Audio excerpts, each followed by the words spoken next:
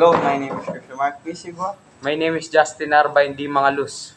Ito ang aming reaction video sa dokumentaryong Kapalit ng Katahimikan. Areglo, hindi sapat ang bayad upang kapalit ng isang krimen o matago ang kahihiyan na nagawa mo.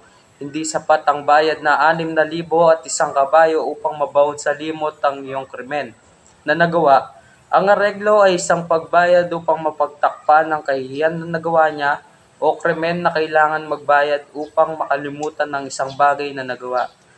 At wag na wag mong isakripisyo ang hustisya kapalit ng katahimikan. Example na lang ang pagbayad ng isang tao kapalit ng kanyang katahimikan.